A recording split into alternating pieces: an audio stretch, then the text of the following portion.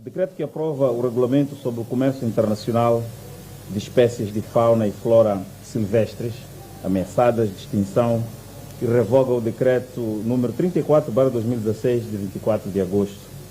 Este regulamento estabelece as normas relativas à proteção e controle do comércio internacional de espécies de fauna e flora ameaçadas de extinção descritas nos apêndices 1, 12 e 3 da Convenção sobre o Comércio Internacional de Espécies de Fauna e Flora Silvestres ameaçadas pela extinção.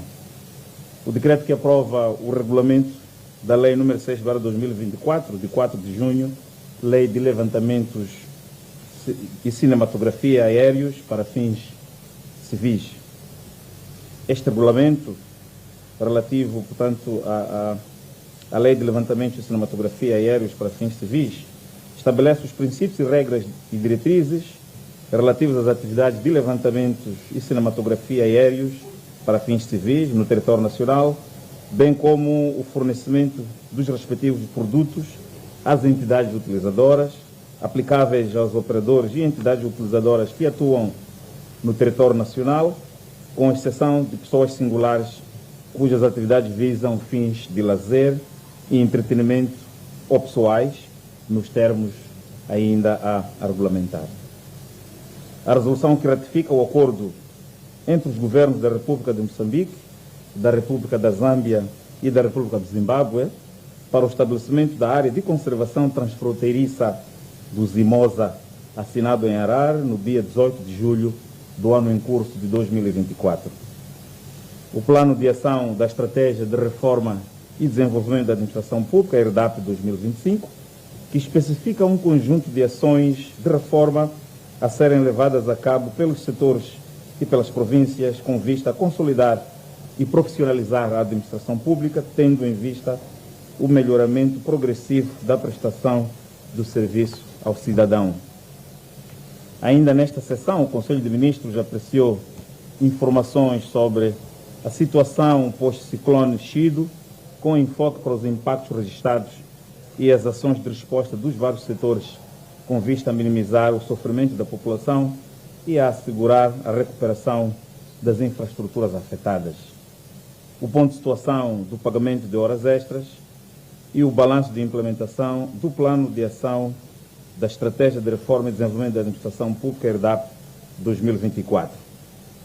Relativamente ao ponto de situação do pagamento de horas extras, gostaríamos de esclarecer o seguinte. O Governo vem gerindo o processo, o Governo vem gerindo o processamento e pagamento das horas extras ao longo dos anos, motivado, por um lado, pelo déficit de recursos humanos em alguns setores da administração pública, para assegurar a provisão de serviços, sobretudo nos setores de educação e saúde, e, por outro lado, pela necessidade de incrementar melhorias no processo de controle interno da parte das instituições para evitar a acumulação sistemática de passivos. O Governo tem priorizado o pagamento do salário e de outros suplementos, ficando o passivo relativo às horas extraordinárias condicionadas ao processo de verificação e validação pelas inspeções gerais das finanças, da saúde e da educação. No segundo semestre de 2022, por se ter constatado o empolamento das horas extras, as regras de controle e pagamento das horas extraordinárias foram temporariamente suspensas, por forma a garantir melhor consolidação deste mesmo processo. Nestes termos, o Governo vem regularizando o pagamento de passivos com horas extras acumuladas neste período, em particular nos setores da educação e da saúde, nos seguintes termos. Horas extras do exercício 2022 dos setores da educação e da saúde. Foi realizada ação de verificação e validação das horas extras, tendo sido apurado o seguinte.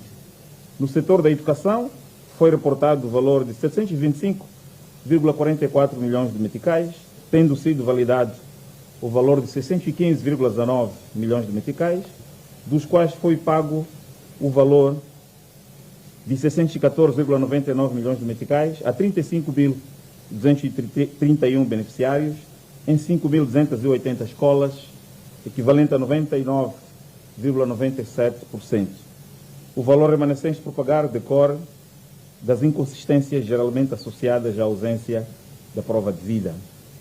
Relativamente ao setor da saúde, foi validado o valor de 66 milhões de meticais, tendo sido pago na totalidade a um universo de 7.200 beneficiários. Relativamente às horas extras do exercício 2023 dos setores da educação e saúde, igualmente foi desencadeada a ação de verificação e validação do trabalho extraordinário realizado pelos professores e profissionais de saúde. Assim, o setor da educação reportou um montante de 3.610 mil milhões e foi validado o valor de 3.198 mil milhões de meticais. Para pagamento desta dívida foi definida uma estratégia que consiste, primeiro, no pagamento de 1.000 milhões de meticais no corrente mês de dezembro e, segundo, o remanescente, portanto, 2,19 mil milhões de meticais em 2025, portanto, no ano que vem. Assim, até o momento foi pago o valor de 315,16 milhões de meticais a um total de 2.362 professores em todo o país. E por forma a garantir maior celeridade, foi descentralizado o pagamento de 700 milhões de meticais ao nível provincial, isto é, os serviços provinciais de economia e finanças efetuam a transferência para as contas dos beneficiários num processo que se pretende progressivo. Relativamente ao setor da saúde, foi reportado o valor de 340,67 milhões de meticais, tendo sido validado o valor de 270,29 milhões de meticais, cujo pagamento abrangeu o total de 8.660 beneficiários, portanto, uma execução de 94,81%. Relativamente ao exercício de 2024, está em curso uma ação de validação envolvendo técnicos das inspeções gerais das finanças, da saúde e da educação. Para evitar a acumulação de dívidas com horas extras, decorrem ações de estabelecimento de medidas de controle com vista a assegurar que as horas extraordinárias realizadas no mês sejam pagas de forma tempestiva até ao limite do orçamento existente das unidades orgânicas a partir de 2025. Relativamente à área do desporto, o Governo felicita aos atletas moçambicanos no geral pelo empenho que têm empreendido na sua prestação em eventos esportivos nacionais, regionais e internacionais. Em especial, o Governo felicita a Seleção Nacional de Natação pela conquista de 34 medalhas, sendo 10 de ouro, 17 de prata e 7 de bronze, na 19ª edição do Campeonato Africano da Zona 6, em Windhoek, Namíbia. A equipe feminina de voleibol da Universidade Pedagógica de Maputo, pela conquista pela segunda vez consecutiva do Campeonato Africano de Clubes da Zona 6 de voleibol. A ABB, Associação Black Bulls, pela vitória frente ao Enyimba da Nigéria, o que lhe permite continuar firme na competição africana dos clubes em curso. Ao Ferroviário de Maputo, pela conquista do Africano de Basquetebol Sênior Feminino em Dakar, Senegal, e ressalva-se aqui que se trata do terceiro título, se tivermos em conta os títulos de 2018 e de 2019. E, por fim, ao Ferroviário da Beira, pela conquista do Campeonato Nacional de Basquetebol Sênior Masculino Liga Sazol.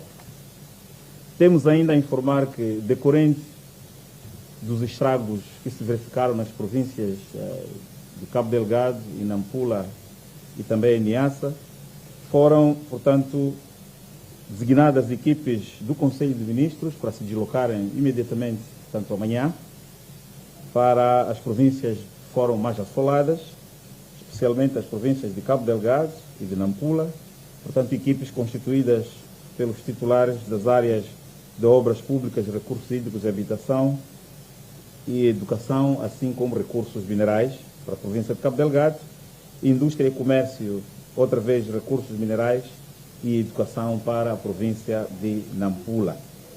Uma informação que também gostaríamos de partilhar é que vai ser realizada amanhã uma reunião na fronteira de Ressano-Garcia, envolvendo membros do Governo da República de Moçambique e membros do Governo da República da África do Sul, para tratarem questões relativas ao funcionamento desta mesma fronteira. Esta é a informação que nós tínhamos para partilhar e muito obrigado. Muito obrigada, Excelência. Vamos abrir espaço para o cliente também.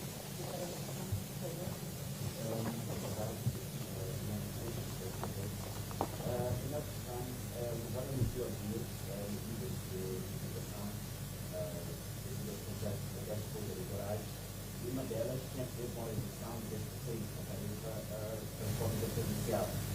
Então, desde aqui, estamos num estado muito bom. Estamos a trabalhar com outras medidas que estão realmente entrando em vigor. Outra questão tem a ver com o publicado notícia pela autoridade tributária, através do Ministério do Comércio, que proíbe a importação de bens produzidos, estamos a falar de exportação e venda. No entanto, há empresas que já compraram ou liquidam. E outra questão tem a ver com a onda de pagamento na sanidade civil. As cidadãos, uma intenção clara, que não se especula, a polícia tem variados cidadãos, alguns terão a vida, uma dificuldade, olha, para essa questão. Mais alguma questão?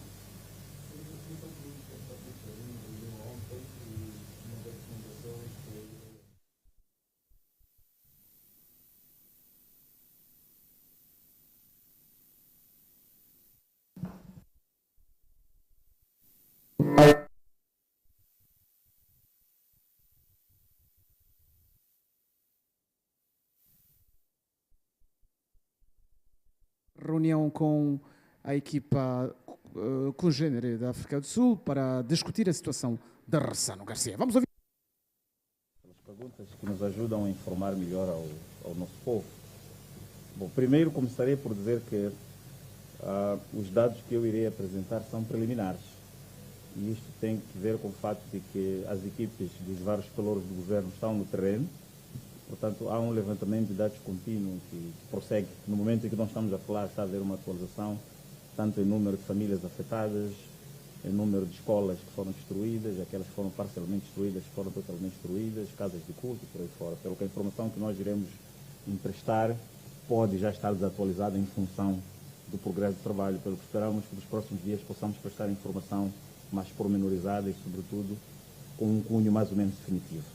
Portanto, por agora podemos informar que temos 174.518 pessoas afetadas, 34.219 famílias,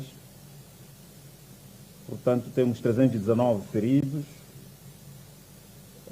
casas parcialmente destruídas, o levantamento até agora indica para 11.744, as casas totalmente destruídas aponta-se até este momento para 23.598, casas de culto aponta-se para 5, 261 alunos afetados, 19 professores afetados. Portanto, como lhe disse, há muito mais dados, mas que nós preferíamos que pudéssemos esperar para que nas próximas horas ou nos próximos dias pudéssemos dar uma informação mais atualizada. Relativamente à pergunta que antecedeu a essa, sobre as medidas sugeridas pela Comissão Política do Partido Frelimo para que fossem tomadas em conta pelo Governo, dizer que há um trabalho de monitoria relativamente aos preços, assim como há uma eventual escassez de um ou outro produto básico nesta fase festiva em que nós nos encontramos, porque esperamos também obter dados do terreno sobre o que está acontecendo, podemos informar melhor nas próximas ocasiões. Mas deixa dizer que este é um trabalho contínuo e vai levar-nos até por aí o mês de janeiro, enquanto monitoramos, tal como temos feito nos outros anos. Há sempre esta preocupação de perceber se em termos de produtos alimentares básicos há ou não disponibilidade, a que preços, para evitar todo o tipo de especulação que alguns tentativamente têm ensaiado fazer. Não irei responder às 3 primeiras perguntas, porque não tenho respostas para emprestar agora, mas poderemos depois encontrar uma forma de partilhar as respostas disponíveis. Excelência, muito obrigada. Vamos dar